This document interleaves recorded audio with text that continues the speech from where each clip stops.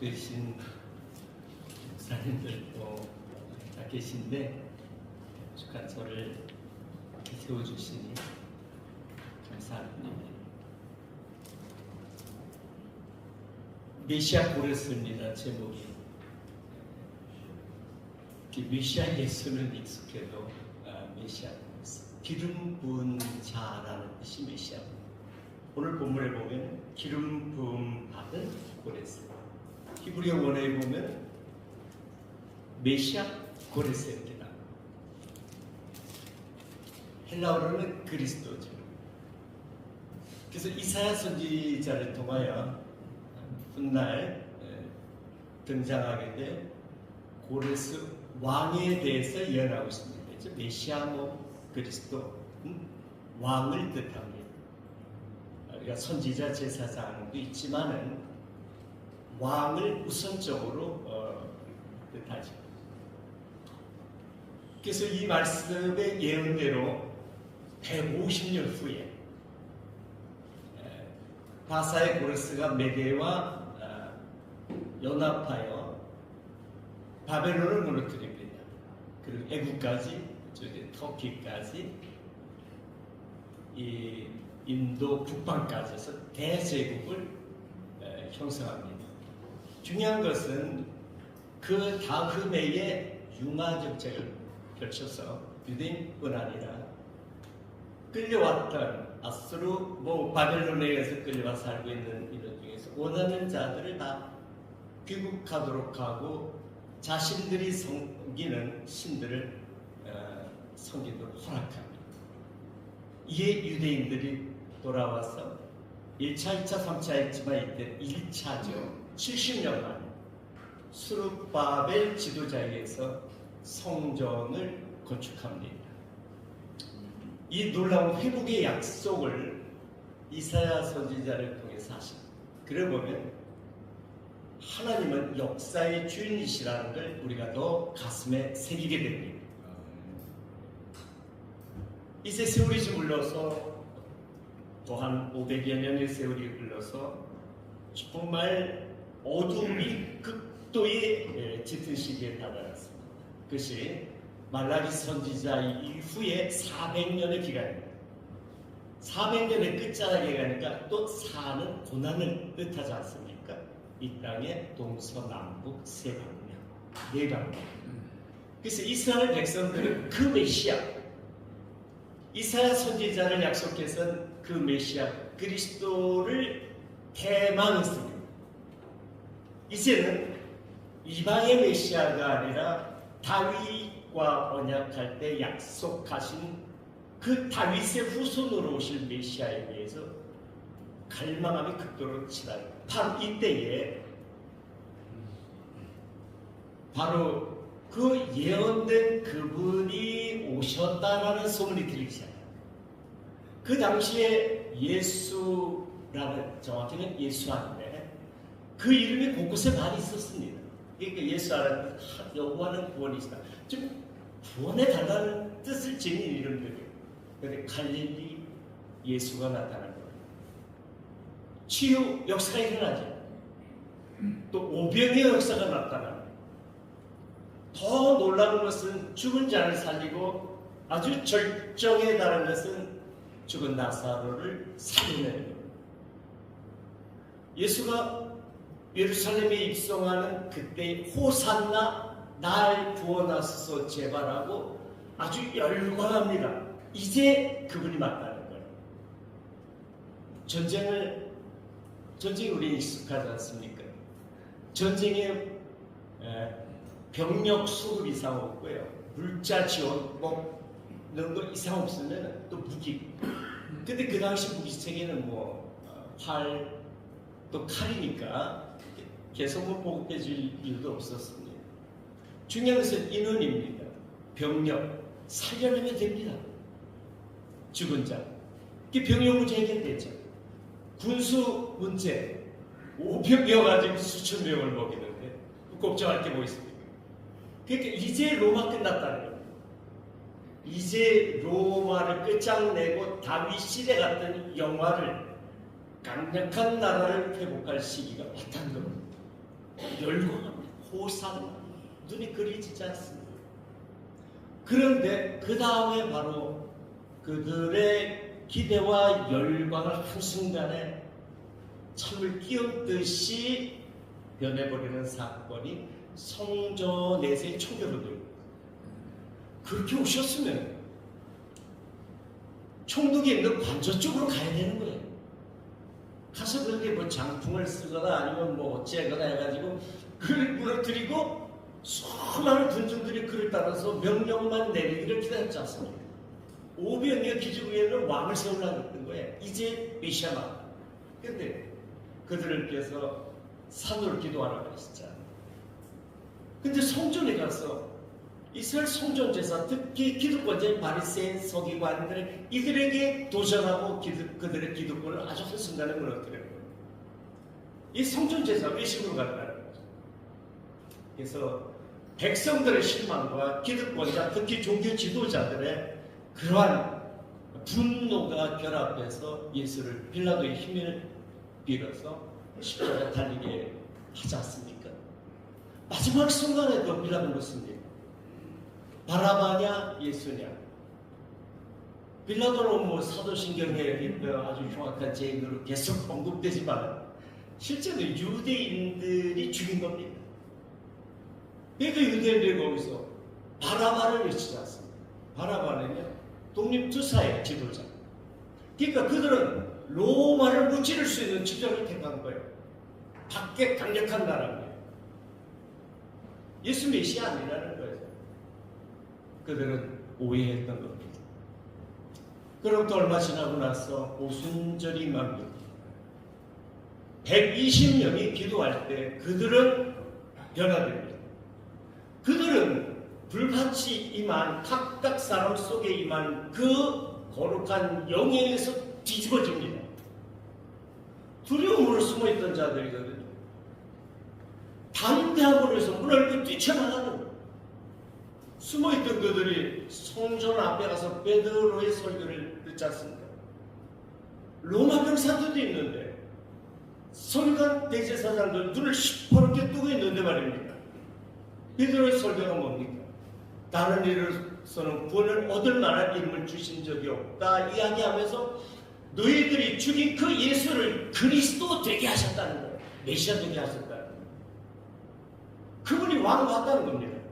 아니 로마의 칼끝 하나 한 사람 하나 어쩌지 못하는 그 사람을 왕이라 그러다니 그들은 왜 그래요? 예수는 밖에 메시아가 아니라 마음 땅에 오신 메시아인 줄 그들은 알았어요. 그리고 보니까 지난날에 예수께서 쭉 설교하셨던 그 내용들이 떠오릅니다. 누가복음 17장 21절에 보면 하나님의 나라는 정확히는 왕국입니다. 바실레이아 영어 번역으로 킹덤으로 된 이유입니다. 왕국이라고 번역을 하는 게 맞는데 저들이 다 좋은 언어를 갖다 선점해버렸어요. 왕국회관이라고 해가지고 번역을 왕국이라고 해야 이게 맞는 건데 거기에 핵심은 킹입니다. 메시아입니다. 그래서 예수가 전한 것은 그 앞에 붙는 게 하나님의 나라, 즉 왕국, 천국, 하늘 왕국이 붙습니다. 이게 예수가 전한 복음이에요.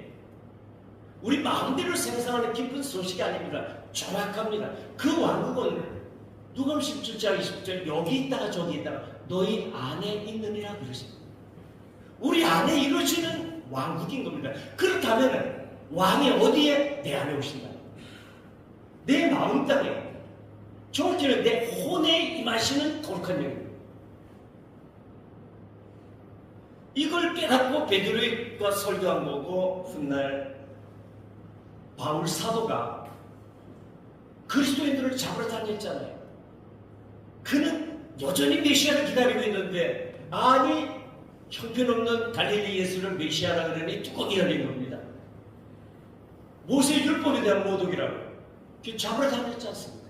다윗의 도상의 회심 후 그의 일성이 예수는 그리스도다. 사도행전에 쭉 연결된 키 모두가 예수는 그리스도다. 즉 그 예수는 우리가 소위 폐기 처분한 그 메시아가 완이맞다는 거. 어디? 내 아니라는 거죠. 그래서 골로새서 1장 26, 27절에서는 분명히 얘기합니다. 만세와 만대로부터 감춰진 비밀이 있었대.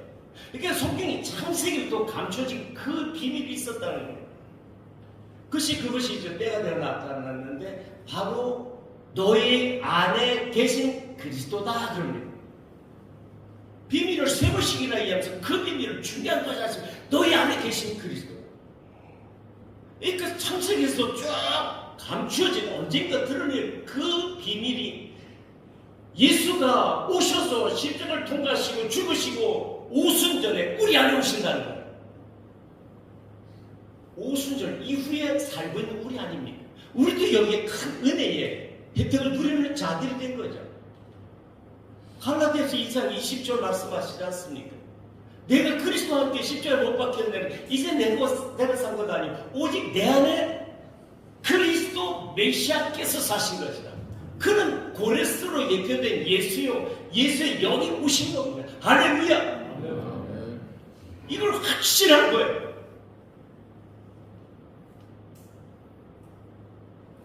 유대인들의 발등에 불은 밖에 보이는 메시아였습니다. 로마를 무찌르고 독립국가를 이루는 자유를, 그래서 진리가 너희를 자유케 하리라를 로마서부터의 해방으로 봤던 거예요. 그러나 주님은 중심을 보시기 때문에 우리의 죄로부터 육신의 정욕으로부터의 혼의 마음의 해방을, 진정한 평강을 보고 계셨던 겁니다. 보는 시선이 다르죠. 우린 눈으로 보지 않습니까? 현상을, 몸을, 밖에 보이는 것들을 가지고 판단합니다. 그러나 주님은 우리 중심 원어에는 마음이라고 되어 있습니다. 일명 혼이죠. 우리의 본질입니다. 그걸 보시는 거예요. 그렇다면 이제 오늘 본문의 말씀이 본질의 뜻들이 더 분명하게 드러납니다. 메시아 고레스로 예표된 그분 오셔서, 예수죠. 십자가를 통과하고 우리 안에 오신 그 왕 이름이 그리스도입니다. 메시아. 그 그리스도가 우리를 열고 우리 행복을 앗아가게 하는 것. 밖에 보이는 것보다 더 본질적인 원수는 우리 안에 행복감을 뺏어가게 하는 이 욕심이 근원입니다. 열등감, 끊임없는 비교의식, 까닭없는 분노, 모든 보이는 속에 염려와 두려움을 끌어당기는 이것 속에서 아무리 밖에 물질적으로 풍요해도 문제가 없어도 지옥 같은 삶을 살아갈 수 있습니다. 더 나이가 들에 따라서 느끼지 않습니까? 진정한 행복은 밖에서 오는 것이 아니요 내 안에서부터 온다고요. 그것도 흔들리지 않는 평강, 그리스도부터 오는 평강임을 알게 됩니다. 그래서 이런 열국들을 무너뜨리고요, 이게 악한 영들, 영적 존재입니다. 에베소서 6장에 바울 사도가 분명히 말씀하고 있지 않습니까? 보이는 것들과의 싸움이 아니라 영적 존재들과의 전투라고요. 그러면서 문을 열고 성문들을 닫히지 못하게 하랍니다. 물론 밖에 보이는 옛날에 성문 정부가 있으니까 그거 뚫고 들어가야죠. 무너뜨리고. 그런 도중에는 이제 귀의 문입니다. 늘 밖으로 향했던 것. 보이는 것으로 인하여 선과 악을 구별했던 것에 문을 열고 에파다 귀를 열었죠. 이 성경 끊임없이 들어라. 요한계시록 끝에서도 성령이 교회들에게 하시는 말씀을 들을죠. 귀를 열라는 거죠. 내가 문 밖에 서서 두드려내면 누구든지 문을 열면 내가 들어가 너와 그걸 먹고, 이게 문이지 않습니까? 이 생각이 문입니다. 이 고정 생각 속에 그분이 안에 들어오는 걸 막습니다.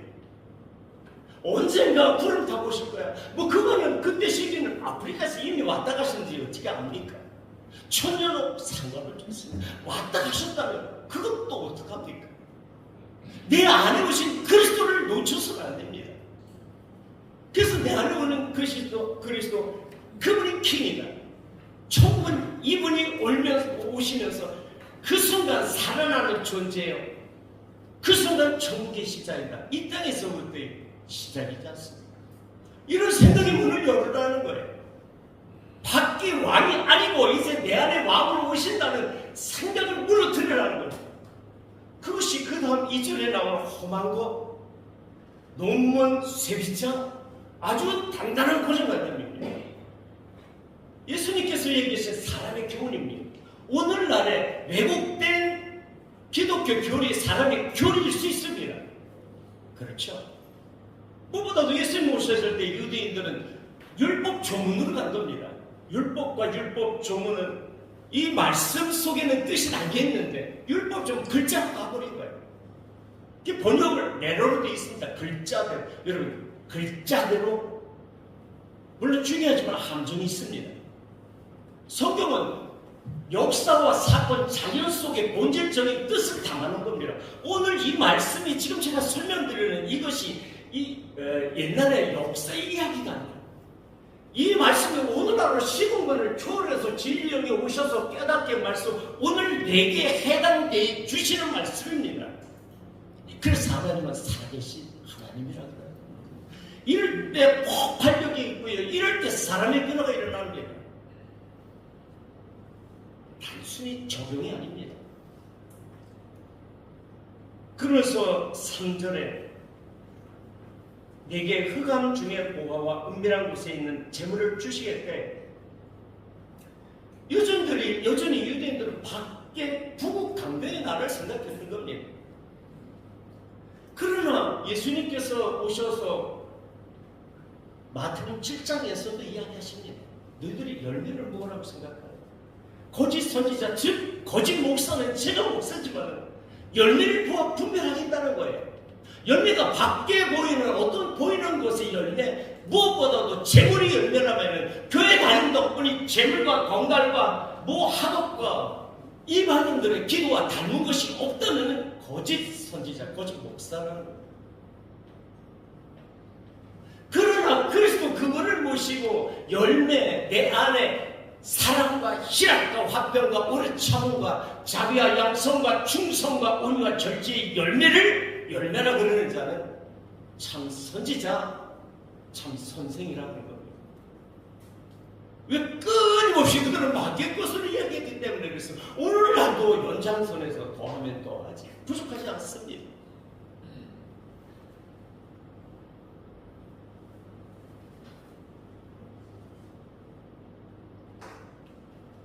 그리스도가 오셔서 우리 안의 거를 이걸 깨달은 바울 사도는 로마서 14장 17절에서 하나님의 나라는 그리스도 안에서 하나님이란 먹고 마시는 것이 아니고 즉 밖에 보이는 것이 아니라 정확히는 왕국은 그리스도 안에서 의와 평강과 희락이니라. 할렐루야.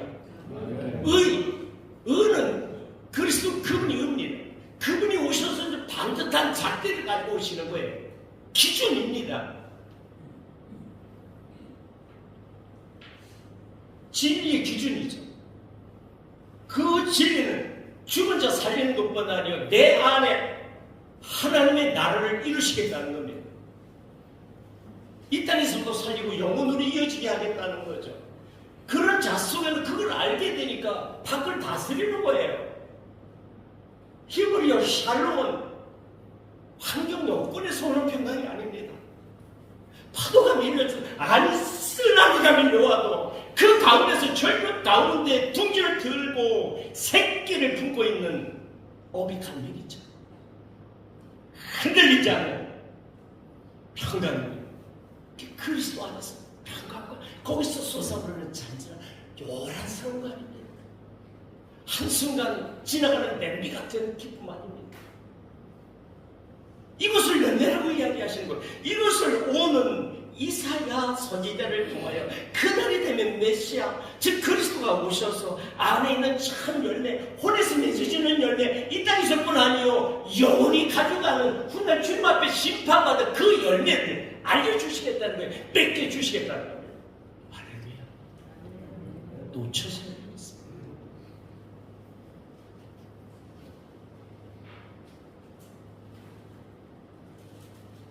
오늘날 우리 삶의 자리를 돌아보게 됩니다.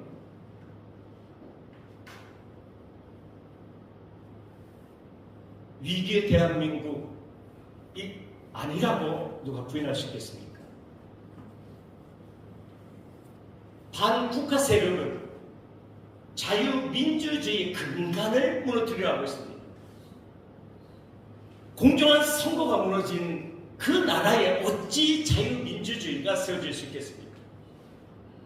기업 통제를 비롯하여 모든 개개인의 사생활까지 감시하는 통제 사회로 갈 수밖에 없죠.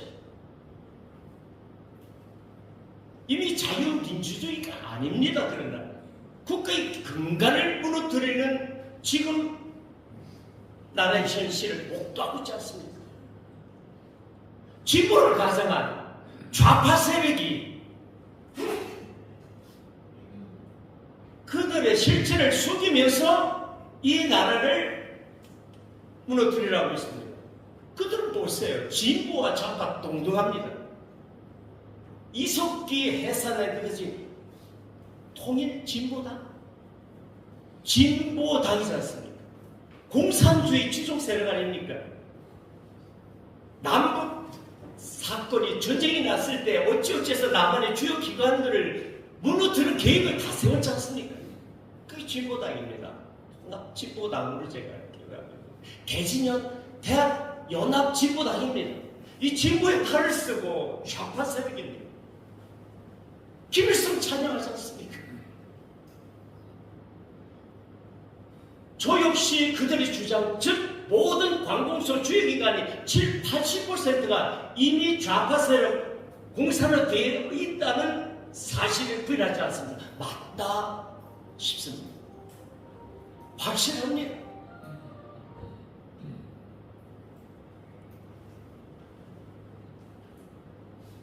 이때에 부정선거가 드러나게 하셨습니다. 이미 오래전부터 알고 있는 분들은 알았고 그런 목소리를 냈지만 음모론을 치고 있습니다. 그런 하나님의 기회를 어찌 보면 마지막 조의 기회라고 생각합니다. 왔지 않습니까? 드러났지 않습니까? 이때에 이 나라가 하나님께서 유대 백성들이 70년 기간이 되어서 고레스를 통해서 돌아오게 하셨듯이 이제 70이 완전수입니다. 이때가 되어서 하나님께서 우리에게 주시는 역사적인 그 사건을 오늘에 이루어 주시려고 하는 은혜인 줄 저는 생각하는 겁니다. 역사의 주인이십니다. 대한민국 전쟁에서도 기도로 세운 나라 건져주셨지 않습니까? 보호해 주셨지 않습니까? 엊그제 6.25아니었습니까? 그로 인하여 오히려 북한에 있는 평양대공에 복음이 남중을 하는 순간에 삼천이 방방곡곡에 전파됐습니다. 그 전쟁 왜 했습니까? 좌파와 우파의 전쟁 아닙니까? 하나님을 대적하는 세력과 하나님을 섬기는 세력과의 전쟁 아닙니까? 그것을 지금까지 지켜온 겁니다. 눈물로 피를 흘리면서. 그런데 외부의 적보다 내부의 적에 의해서 어느 순간 잠식되어 노예로 전락할 아주 급박한 절체절명의 위기에 처해 있는 겁니다. 이들은 철저히 반기독교 세력입니다.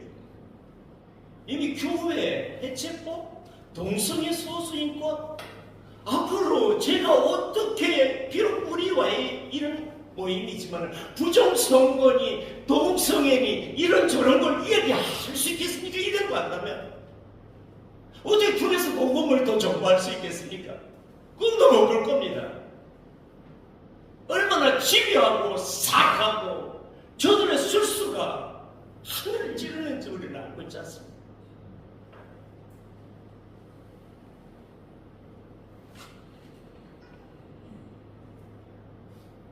그러면서도 오늘의 말씀을 되짚으며 유대인들의 입장을 생각해 봅니다.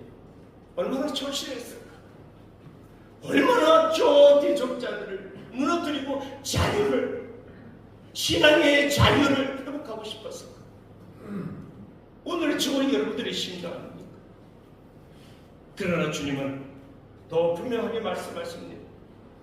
그 메시아는 내 안에 오셨습니다. 내 안에. 그 불로 한순간에 없었으면 좋겠어요. 그 강력한 외국의 강력한 지도자나 어떤 여러 세력으로 인해서 한순간에 어찌 해결했으면 좋겠습니다. 그러나 하나님의 약속은 이제 알고 보니 다른 곳에 또 본질적인 뜻이 있었던 겁니다.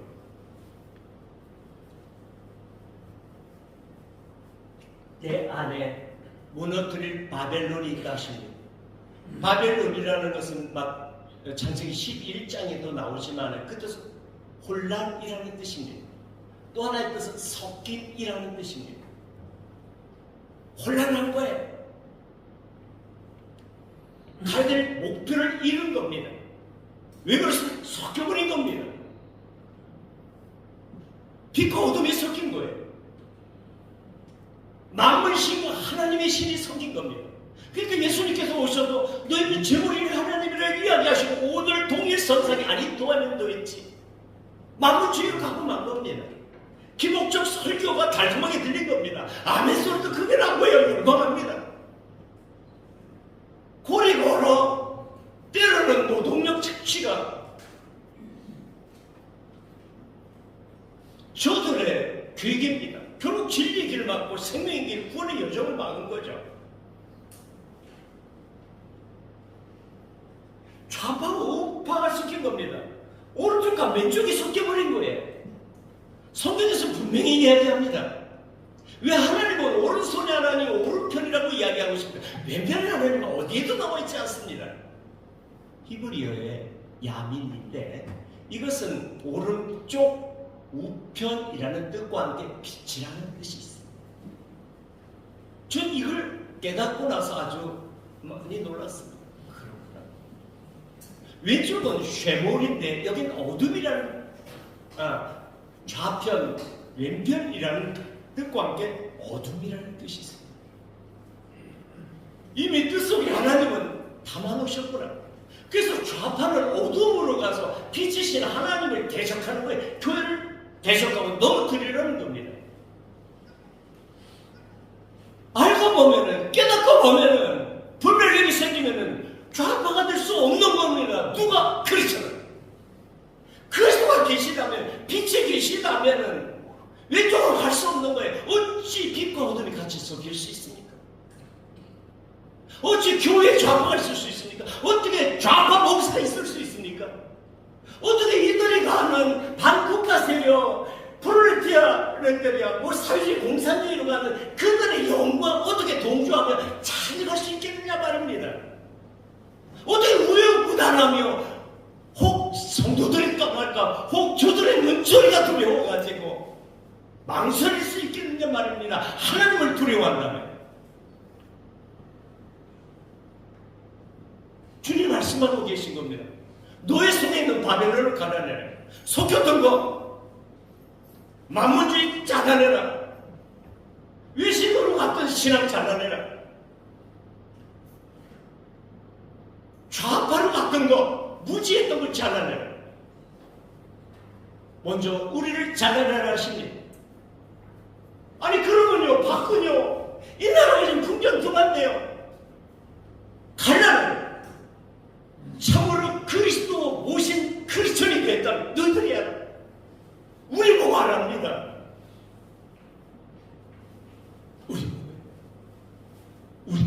우리가요? 그래.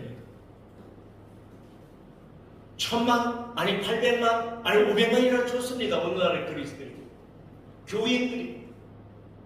과연 이 인원들이 참 크리스천, 그리스도 모신, 메시아 모신 크리스천이라면 우리가 바꾸지 못할 게 뭐 있습니까? 그렇다면 욕심은 아니죠. 그리스도 주님의 공의로 이 거짓이 속연 바벨을 무너뜨려야 된단 말입니다. 저들을 보고 그냥 넘어갈 수 없는, 견디지 못한 이 분노가, 우리 젊을 때 배웠지 않습니까? 사관학에서 의를 보고, 불을 보고 의의 길을 가야 된다는 거 말이죠. 그 길을 쓴다면 지금 저들이 혹시 자신만만하게 다른 방법을 획책할 수 있습니까? 교회들을 들고 일어서면은 이때를 위험이 아닙니까? 숫자 많은 교회 단임하게 한 거, 훗날 후손들이 뭐라고 결산할 겁니까? 이대로 넘어가면은 기회가 없습니다. 저는 지난 몇 번의 올림픽 경기장에 가서 집회 참여도 하고, 그 시민들의 열광 때로는 동고, 특히 2030 세대에 그 부르짖음 앞에 느끼고 싶어서 때로는 일막을 하면서 같이 기도했습니다. 더 절절하게 주님께 올바르게 올려드리겠다고. 이 나라 이렇게 내 자손들, 내 손자들, 내 성도들에게 이런 나라 넘겨줄 수 없다고 성도들이 다 현장에 가서 보고 소감은 작성하듯이 보고 와서 이야기하자.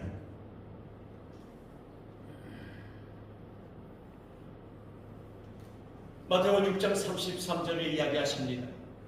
너희는 먼저 그의 나라와 의를 구하라. 그리하면 이 모든 것을 너에게 더하시겠다고요. 말씀드리지만 여기서 나라는 왕국입니다. 또 분명하게 그 뜻을 찾자는 얘기입니다. 너희는 먼저 하나님의 왕국과 의를 구하랍니다. 왕국 어디입니까? 여기입니다. 왕국은 죽어서는 안 된다나? 아닙니다. 분명히 말씀드리는데 이 땅에서 왕국 이루지 못하면 숨이 끊어져 갈 수 없습니다. 주님은 내 안에 오셔서 함께 구하고 싶어서 이름을 임마누엘이라고 지신 겁니다. 이 순간이 산 겁니다. 에베소 2장 1절에 이르서 죽었던 너희를 살리셨도다 이야기하니 이미 우리는 죽은 자입니다. 죽을 자가 아니고요, 사망의 영이 잡고 있거든요. 이 땅에서 살고 주님이 심판받아서 다시 사는 두 번 사는 자입니다. 할렐루야. 주님을 모신 자는 그분의 의, 그분의 뜻, 이 말씀 속에 담겨있는 진리, 본질적인 뜻, 그것을 분명하게 잣대를 머리에 새기고 그에 따라서 행동하고 주님의 생각에 따라서 희우애를 같이 갖자는 겁니다. 주님이 보시고 이 땅에 아픔과 슬픔을 같이 아파하고, 기쁨이면 때로는 내가 슬픈 일에서 같이 기뻐할 수 있는 아버지의 마음을 담자는 거죠. 지금 슬플 때입니다. 울 때입니다. 그렇게 부릴 때 이 모든 것, 이 나라 다시 회복되는 일, 때로는 여러분들의 삶의 자리, 건강, 사업장, 자녀들 있지 않습니까? 그거를 이방인들이 기도했던, 선한당했던 그거를 무시하고 모르시는 것이 아니라 본전을 향하여 나갈 때 그걸 보너스로 주시겠다는 겁니다. 여러분, 백화점에 상품 때문에 가지 않습니까? 본질 때문에 가지 않습니까? 이게 하나님의 우리에게 응답하시는 은혜의 법칙입니다. 이 땅을 회복하고 싶지 않습니까? 우리 뜨겁지 않습니까? 때로는 이해하지 못해도 분노가 치밀어 오르지 않습니까? 그 분노가 주님의 분노로 저 반국가 세력들, 하나님을 대적하는 좌파 세력들, 이들을 향하여 친중, 친, 북, 그들이 기독교 공인합니까? 종교 허락합니까? 개인의 자유를 보장합니까? 기업적 가치를 허락합니까? 그들을 무너뜨리고 이 나라가 천을 기도함으로 세운 이 대한민국이, 선교 대한민국의 사명을 끝까지 이뤄가게 해달라고. 그러기 위해서는 이겁니다. 너희는 먼저 그의 왕, 그의 일을 우리가 변화된다면, 여기 있는 우리가 변화된다면, 또 그 누구가 변화된다면 우리가 힘을 내서 거리를 뛰쳐나 외치는 겁니다. 뜨겁게 부르짖는 겁니다. 말로 안 되고 법으로 한다면 숫자로 때로는 피를 흘릴 수도 있습니다. 이때 오히려 우리를 또 앞장서서 믿음의 선지의 뜻이, 그 뜻이 순교 현장으로 불러낼 수도 있습니다. 오늘 메시아 브레스 2000년 오신 메시아 그분이 예수, 오늘 그리스도 그분은 내 안에 오셔서 내 안에 바벨론 풀어버리고 분별력 있는 분명한 시각과 그 뜨거운 마음으로 이 땅의 바벨론을 무너뜨리라 하십니다.